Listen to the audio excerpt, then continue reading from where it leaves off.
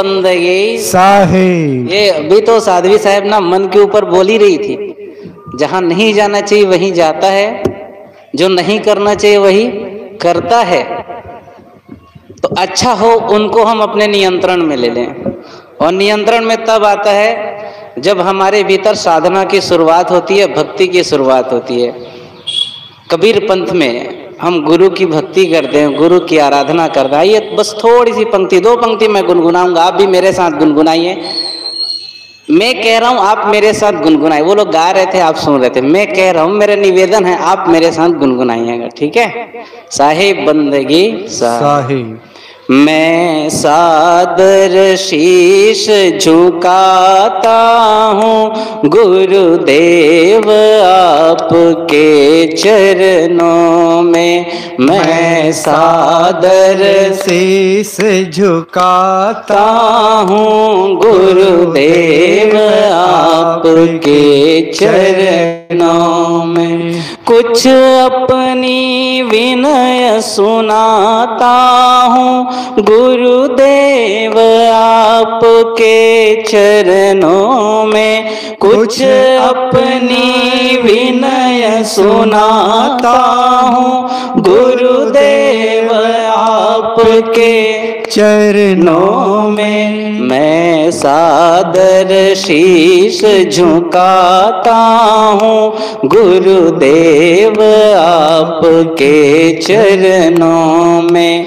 मैं सादर शीश झुकाता हूँ गुरुदेव आपकी चरणों में। जिस जिस योनि में भ्रमण करूं, वो जो शरीर मैं ग्रहण करूं। जिस जिस योनि में भ्रमण करूं, वो जो शरीर मैं ग्रहण करूं। तहाँ कमल मृगवत रमण करूं गुरुदेव आपके चरणों में। मैं सादर सर झुकाता हूँ गुरुदेव आपके चरणों में। सुख संपत्ति की मुझे चाह नहीं, परिवार छूटे परवाह नहीं। सुख संपत्ति की मुझे चाह नहीं, परिवार छूटे परवाह नहीं। अब हो ये मेरा निर्वाह यहीं गुरुदेव आपके चरणों में। मैं सादर शीश झुकाता हूँ गुरुदेव आपके चरणों में। गुरुदेव आपके चरणों में। गुरुदेव आपकी चरणों में। साहिब बंदगी साहिब। मैं चाह रहा था आपका ध्यान, लेकिन फिर भी ऐसा लगा कि जैसे आप लोग बटे हुए हैं, क्योंकि मैं ये सोच के पहले तो देखा कि बहुत भीड़ कम है। भीड़ बहुत कम, भीड़ ही नहीं है, भीड़ तो बहुत ज़्यादा लोगों को बोलते हैं ना। फिर भी मैंने सोचा कि चुने हुए लोग आए होंगे, क्योंकि भीड़ में तो जैसे तैसे उनको पूछा जाए आए क्यों, और बस घर में खाली पीली क्या करते हैं। यहाँ खाने को भी मिल जाता है, बतियाने को भी मिल जाता है, परिचय वाले मिल जाते हैं। मैंने देखा कि बहुत कम है, और दूर दूर से है, पास के कोई नहीं दिख रहे हैं मुझे, क्योंकि जहाँ तक मैं पहचान रहा हूँ थोड़े दूर दराज से। तो मुझे लगा सुनने वाले आए, और बोलने वाले के लिए, ज्ञानी के लिए क्या, गुरु के लिए क्या चाहिए, संत के लिए क्या चाहिए? कोई चलने वाला होना भाई, तभी तो वो कुछ मार्ग बताएगा। भीड़ से उसे कोई मतलब नहीं होता है। हालांकि हम प्रवचन का अर्थ वही निकालते हैं, क्या? भीड़। मुझे भी बोलने का अवसर मिला है, और मैं तो सीधे ज्यादा दुनियादारी पे नहीं बोलता हूँ, और थोड़ा सा देख लेता हूँ सामने वालों को वो किस लेवल का है, तभी बोलता हूँ। बाकी मैं आपको जो बता रहा हूँ थोड़ा से ध्यान में रखिएगा, ये वो ब्रांडेड चीज हर आदमी को बहुत खास ब्रांडेड चीज की जरूरत होती है। कपड़ा पहनो ब्रांडेड, गाड़ी रखो ब्रांडेड, घड़ी पहनो ब्रांडेड। तब बताओ अध्यात्म के क्षेत्र में ब्रांडेड किसको कहा जाए? जिनके बिना काम ही ना चले। मैं सीधा सीधा उन्हीं के ऊपर आ जाता हूं।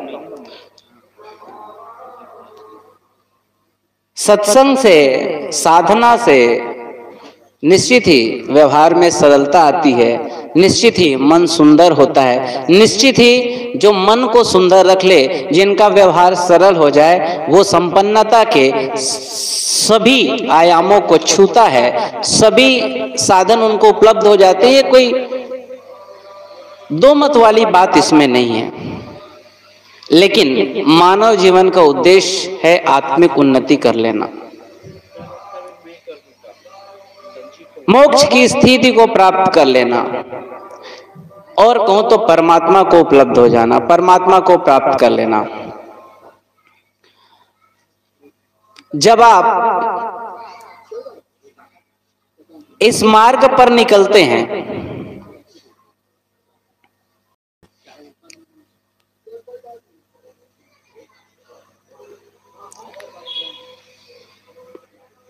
ऊपर वाले को छोड़ के कोई मुझे नीचे वाला बताएगा कि मैं क्या बोल रहा था?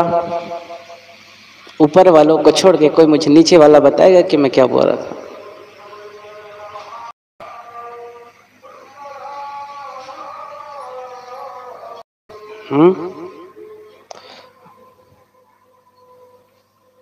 साहेब बंदगी, यही तो शुरू से समझा रहे, यही नहीं होना चाहिए।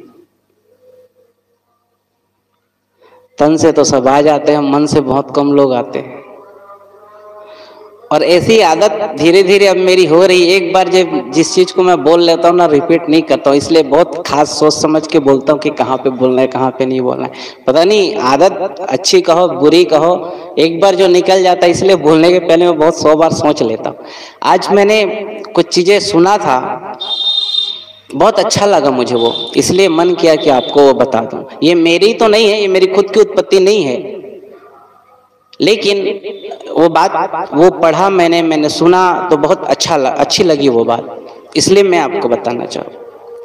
और वो बता ये रहा हूं कि जब परमात्मा को पाने के लिए आप निकलते हैं, परमात्मा के मार्ग पर, आत्मिक उन्नति के मार्ग पर आप निकलते हैं और किसी गुरु की शरण में जाते हैं, तो 3 पड़ाव से आपको निकलना पड़ता है। कितने पड़ाव से? हाँ, अब ध्यान आया थोड़ा सा। 3 पड़ाव से। पहला पड़ाव कि आपको अज्ञानी हो जाना पड़ता है। क्या हो जाना पड़ता है? अज्ञानी। जो आज तक आपने जाने हैं, एक थोड़ा सा खड़े हो जाइए, साहेब जी लोगों का आगमन होना है।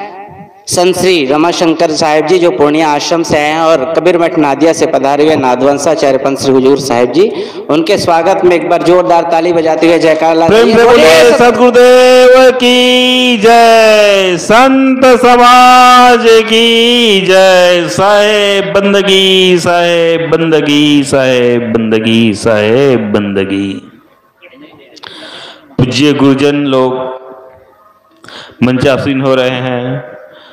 आप सबसे मेरा करवद्ध प्रार्थना है कि आप जहाँ कहीं भी इधर उधर हो बैठे हो, मंच में तत्काल आकर के पूज्य संतों की एवं अन्य संतों की प्रवचन भजन से लाभ लेने के लिए आप मंच में यथाशीघ्र पधारें। प्रेम से बोलिए सद्गुरुदेव की जय। आप सभी भक्तों से निवेदन है, आप यथा स्थान बैठ जाएं। साहेब बंदगी, साहेब बंदगी, साहेब बंदगी।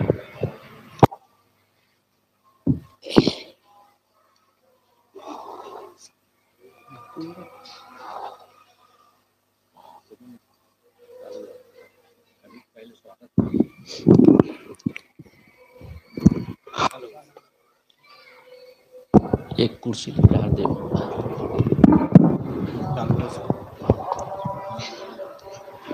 बोलिए सदगुरु कबीर साहिब की जय, जय संत समाज की जय, जय भक्त समाज की जय। जय।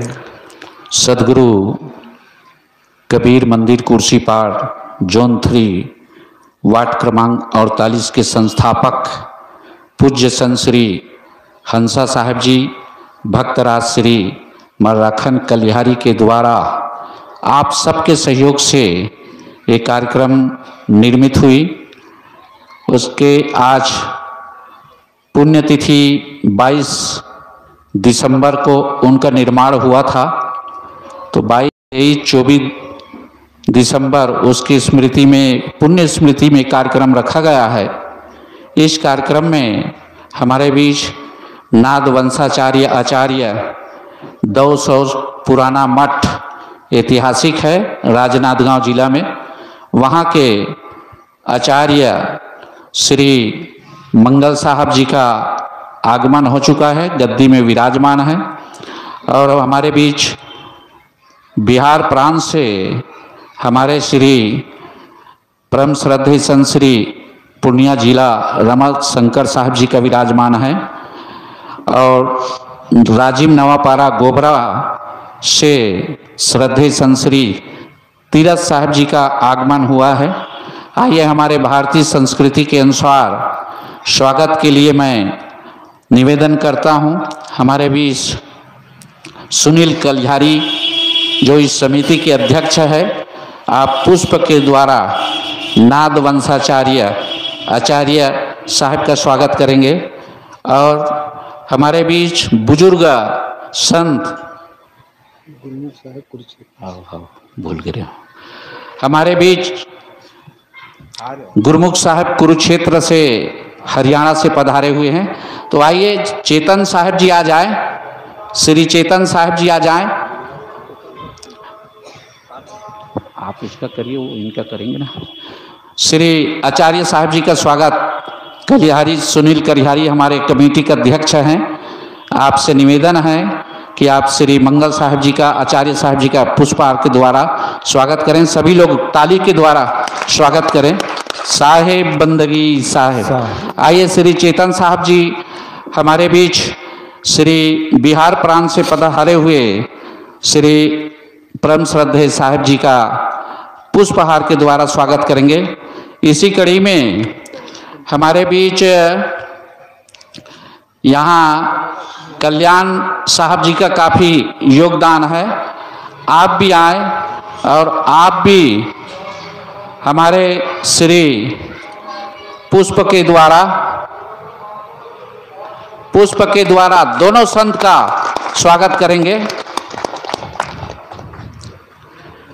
स्वागत की इसी कड़ी में हमारे बीच इधर नाम बता, इनमें कौन है? हाँ, कृष्णा सोनभोई राय राजीव नवापारा से पधारे हुए श्रद्धेय संत श्री तीरथ साहब जी का सामेंद्र साहब का पुष्प के द्वारा स्वागत करेंगे। देते जा पुष्प। हमारे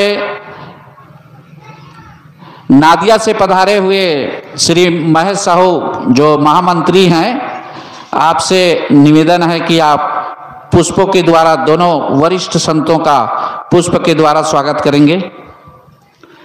इसी कड़ी में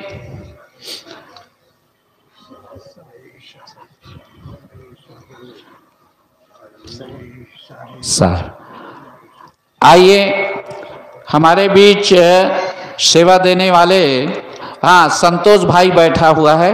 आप संतोष भाई आए, सभी संतों को पुष्प के द्वारा संतोष भाई अर्पित करें। माता घाट से हमारे ब्रह्मचारिणी कबीर आश्रम धमतरी से आई हुई है साक्षी साध्वी साहब, उसका स्वागत के लिए ये माता जी आइए। आप नाम तो नहीं जानता मैं, आप पुष्प के द्वारा उनका स्वागत करें। सर दे पुष्प दे के, हाँ इनको दे दे।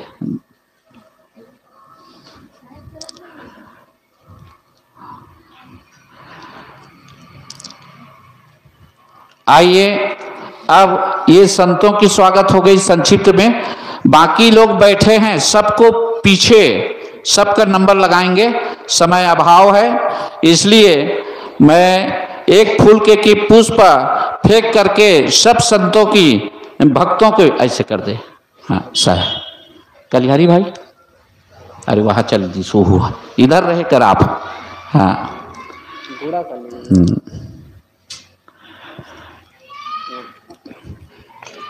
ये पुष्प खोल के छीत के भक्तों तरफ बंदगी कर ले।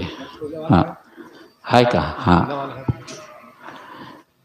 आइए मैं अधिक समय न लेते हुए अभी मैं श्री राजीव नवापाड़ा गोबरा से पधारे हुए श्रद्धेय संत श्री सामेंद्र साहब जी से निवेदन करता हूं कि आप अपने अमृतमय विचारों के द्वारा हम आप सभी लोगों को 20 मिनट ज्ञानामृत पान करने की कृपा करें, अनुकंपा करें। संत श्री सामेंद्र साहब राजीव नवापाड़ा। साहेब बंदगी, साहेब बंदगी, साहेब। ये अच्छा साउंड है।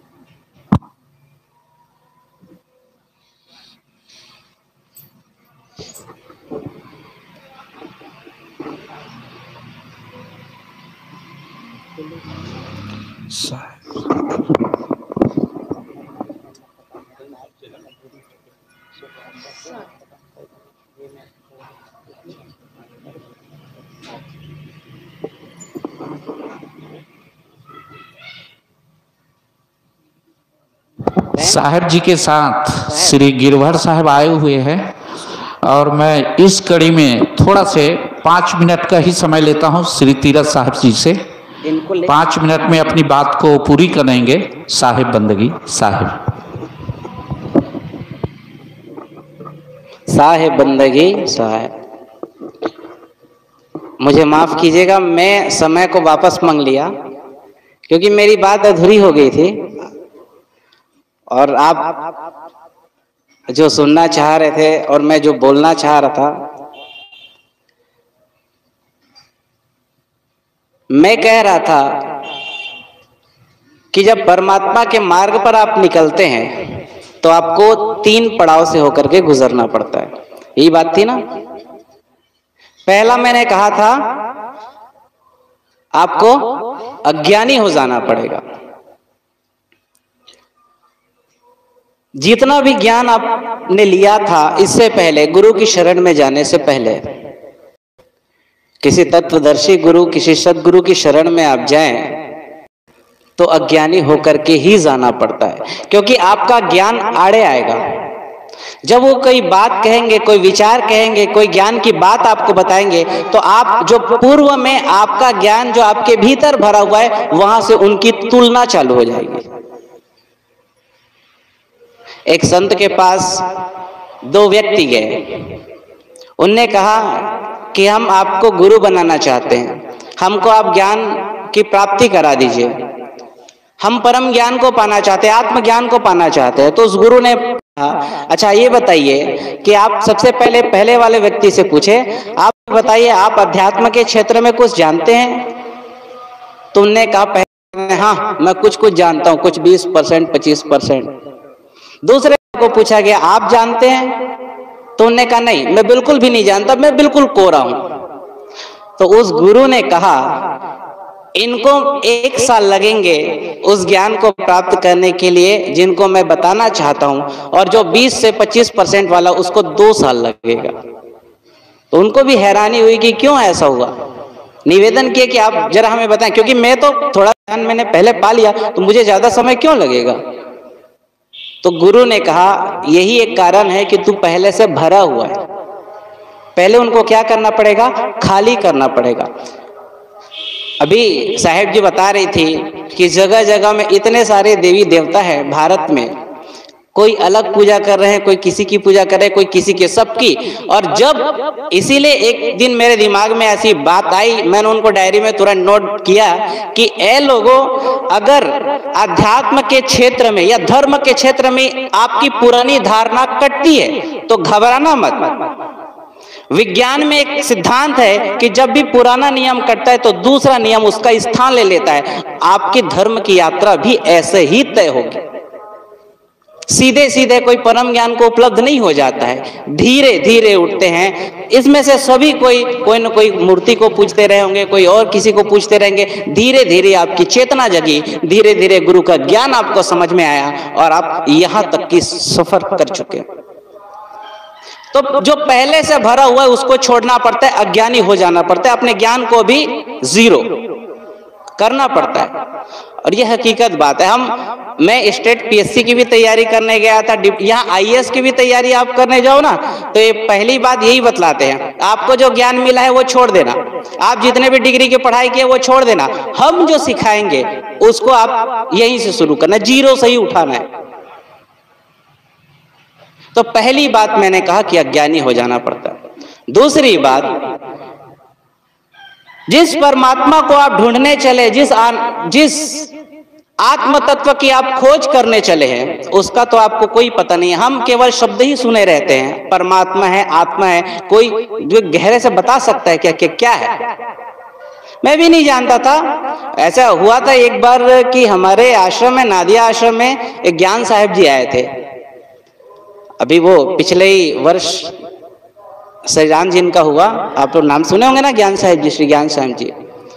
तो उनके प्रवचन, वो आए थे, प्रवचन कर रहे थे। उनके प्रवचनों में मैंने सुना कि एक बार वो किसी कॉलेज में गए थे स्पीच देने के लिए, भाषण देने के लिए। वहां जाके उन सारे जो स्टूडेंट मौजूद थे उनमें से उनने प्रश्न किया उन लोगों से, आप कौन हैं? क्या प्रश्न किया उनने? आप कौन हैं? आपको अगर पूछा जाता क्या जवाब देते? आप कौन हैं? हाँ, नाम ही बताते ना। अब मैं कहूं ये नाम तो आपको जन्म के 6वें दिन मिला है, छठी के दिन, उससे पहले भी आप थे, तो बताइए आप कौन है? छोड़िए उधर। जब बच्चों लोगों को पूछा गया कि आप कौन हैं, तो एक थोड़ा सा लड़का थोड़ा चंचल बुद्धि का था, उसने कहा कि मैं जो दिख रहा हूं वो मैं हूं। क्या बोले? जो दिख रहा हूं वो मैं हूं। तो साहब जी ने कहा कि सिर के बाल से लेके पैर के नाखून तक तू मुझे दिख रहा है, अब बता इनमें से तू कौन है? तो उन्होंने कहा कि सबको मिला के मैं हूं, सबको मिला के मैं हूं। साहब जी ने फिर कहा, अच्छा ये बता, सिर का बाल नहीं रहेगा तू जीवित रहेगा कि नहीं रहेगा? रहूंगा। आंख नहीं रहेगा तो रहूंगा, कान नहीं रहेगा तो रहूंगा, हाथ पैर वगैरह रहूंगा। तब तू कैसे कह सकता है कि सबको मिला के तू है? उस समय मैं स्टूडेंट लाइफ में था, वहीं रह के मैं पढ़ाई कर रहा था, और पहली बार मुझे भनक लगी थोड़ी थोड़ी पकड़ने की। लेकिन ये जो सुनते हैं केवल शब्द है, ये कोई खबर नहीं है, ये कोई आपका अनुभव, निजी अनुभव। और साधना के लिए, आत्मज्ञान के लिए तो वो निजी अनुभव होना ही चाहिए। तो इस आत्मा को भी, परमात्मा को भी आप छोड़ दो। किस चीज को पकड़ो? तो हर इंसान यहाँ सुख पाना चाहता है, हर इंसान यहाँ आनंद पाना चाहता है। वो संत कहते हैं, जिनकी मैंने स्पीच सुना, वो जो शास्त्र मैंने पढ़े, वो कहते हैं आपके भीतर जो सुख की प्यास है, जो आनंद की प्यास है, आप उनको पकड़ो। सूर्य की एक किरण आप पकड़ लो तो सूर्य तक आप पहुंच सकते हो, उसी किरण के सहारे।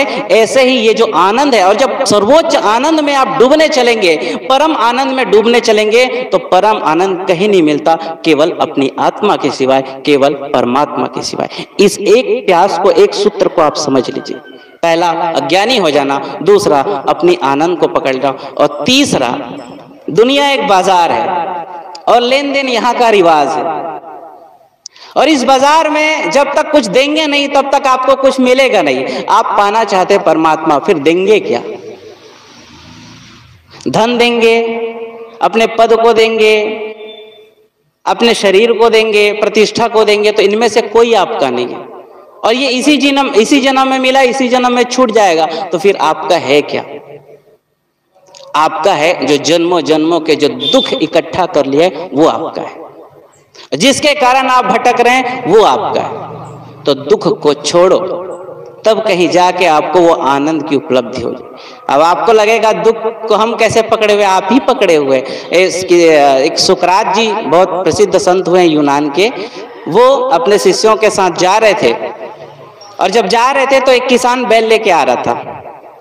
तो सुकरात जी को हुआ, मैं इनको, अपने शिष्यों को कुछ शिक्षा दे देता हूं। उनके दिमाग में यह बात आई तो उन्होंने कहा कि शिष्यों देखो उस किसान को, जिसके किसान है, उस बैल के गले में रस्सी बंधा हुआ है और रस्सी किसके हाथ में है? किसान के हाथ में है। मैं तुम लोगों से प्रश्न पूछता हूं कि किसान बैल के कब्जे में है या बैल किसान के कब्जे में है? कौन किन के कब्जे में? बैल के गले में रस्सी बंधा हुआ है और रस्सी बंधी हुई है और रस्सी का सिराना किनके हाथ में है? किसान के हाथ में। तो उन्होंने प्रश्न किया कि बैल किसान के कब्जे में या किसान बैल के कब्जे में? तो उन लोगों ने बताया, उनके शिष्यों ने बताया कि बैल जो है किसान के कब्जे में। तो सुकरात जी कहते हैं तुम वही देख पा रहे हो जो तुम देख रहे हो, लेकिन मैं वो भी देख पा रहा हूं जिनको आप नहीं देख पा रहे हो। अच्छा, रस्सी को निकाल देते हैं और बैल को खुला छोड़ देते हैं। अब बताओ बैल किसान के पीछे भागेगा कि किसान बैल के पीछे भागेगा? कौन? बाहर से तो देखने में लग रहा है कि बैल किसान के कब्जे में, लेकिन भीतर से देखिए कि किसान बैल के। ऐसे ही दुख है, हमको लगता है कि दुख ने हमको पकड़ा हुआ है, लेकिन हमने उल्टा दुख को पकड़ा। ये तीन चीज से जिस दिन आप उठ जाएंगे, अज्ञान ज्ञान की स्थिति जितना आप जानते हैं, अभी तो मैं करते रहते हैं। और फिर एक कहावत है, मैं की जिसे हवा लगी फिर उसे किसी की ना दुआ लगी ना किसी की दवा लगी। ये मैं अज्ञानी हो जाना, अपने आनंद को पकड़ना, और तीसरा अपने दुख को छोड़ने के लिए ही साधना करना। जो ऐसा कर लेगा वो आत्मा को भी पालेगा, परमात्मा स्थिति को भी पालेगा, और सारे उनके ये जो दुनियादारी के जो चीजें हैं, भौतिक संपन्नता जिसको लेके इतने भागवत करता लोग, पुराण करता लोग आपको बहलाते हैं, ये तो अपनी मेहनत से भी आप पा सकते हैं। इसके लिए कोई बड़ा जुगाड़ करने की जरूरत नहीं, मेहनत करेंगे ईमानदारी से तो मिल जाता है। बाकी परमात्मा स्थिति की बात तो बिना गुरु के और बिना साधना के नहीं होता है। आपके जीवन में वो उपलब्ध हो, ऐसी शुभाकांक्षा करते हो मैं अपनी वाणी को विराम